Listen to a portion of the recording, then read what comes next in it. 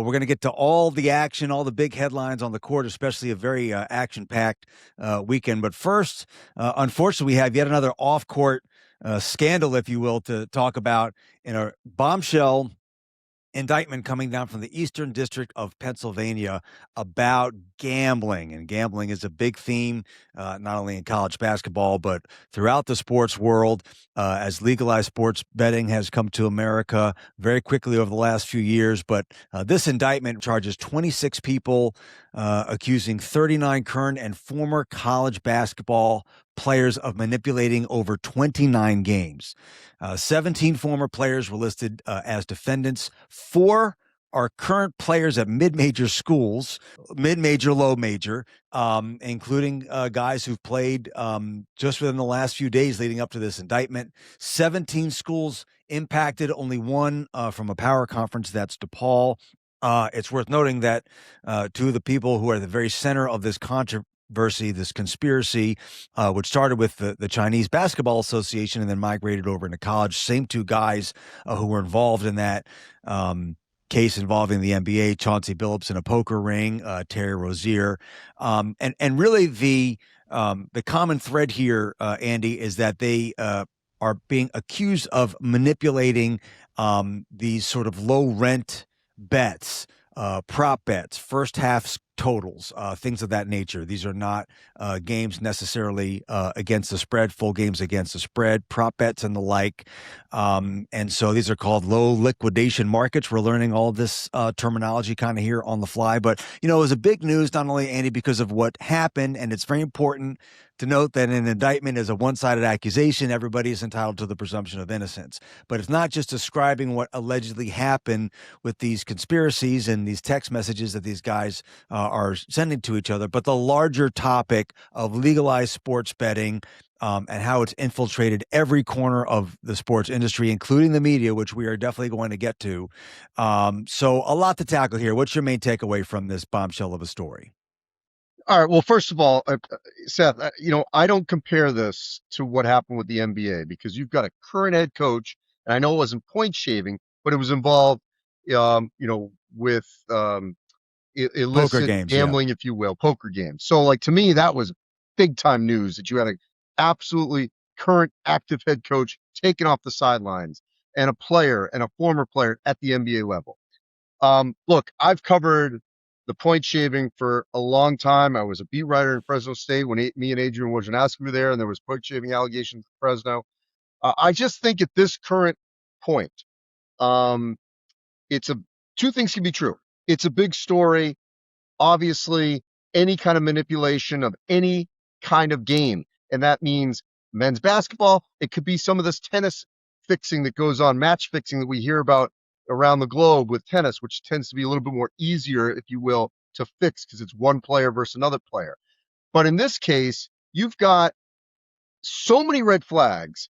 I mean, I'll be honest. I just think it's absolutely just some of the dumbest stuff I've ever heard to think that anyone would think that you could get away with prop bets or any kind of bets like this on these random games involving low major teams, for hundreds of thousands of dollars, any kind of money put on these kind of games, it's going to draw a red flag. And that's why there are protections in Las Vegas.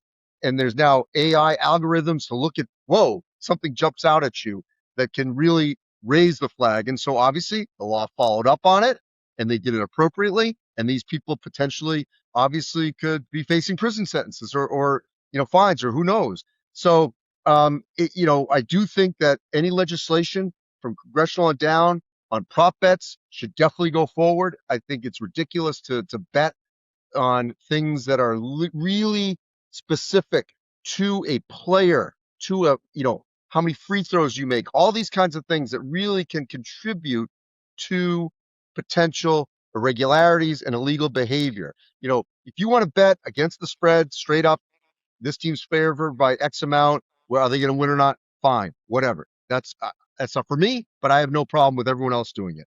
But to really get it down to these actual, over under on the half, on how many points this team's going to score, how many players are going to make these many free throws, it just opens up to so much morally corrupt behavior that these players unfortunately were subject to and have gotten caught.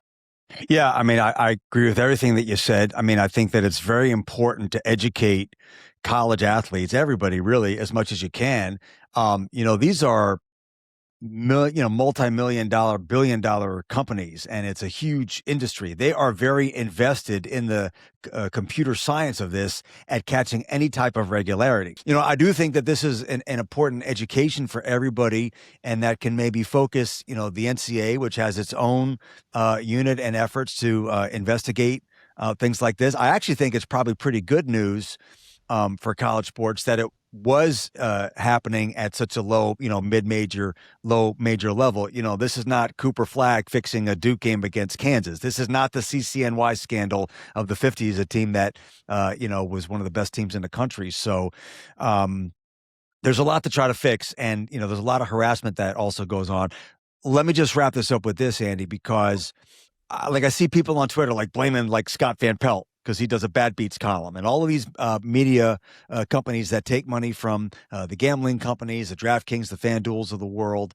I think people need to be very careful about being holier than thou. And I can tell you, we're a fledgling media company at Hoops HQ. I saw some people on Twitter saying, oh, well, we're not going to take any money from gambling companies. I'm thinking, good, send them to us, because this is a very challenging time in the media business, and these are content companies. I mean, FanDuel is producing NBA games that's being broadcast on these regional sports networks, and that's its whole different kind of area. So to just deny that this is a multi-billion-dollar, go worldwide, multi-trillion-dollar industry, this cat is out of the bag. And so we need to educate ourselves, and we all need to kind of check ourselves. I will tell you, at Hoops HQ, I do a picks against the spread column. We have Jason Lockenfor and Ben Hall.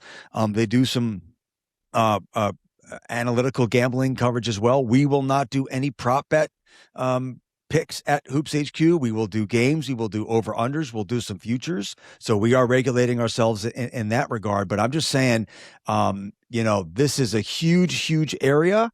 Fantasy sports, NCAA bracket challenges. I think people need to be very careful about being holier than thou about this. It's here to stay, and it's an important investment in sports all around. And we need to be as smart as we can moving forward. Real quick, Andy, I'll let you have the last word. Real quick, I just want to say that the blame lies with the people, if they did this, that did it. End of story, period. You're not supposed to fix a game. I don't care what sport it is. So don't give me, oh, well, if they were getting paid, this wouldn't have happened. No. There's a moral line. Well said. And if the morality doesn't guide your decision, then I hope the practicality does. Again, if there's any type of irregular betting patterns are going to be picked up, this is going to be a big time topic. We will continue to cover this on the Hoops HQ show and over at hoopshq.com.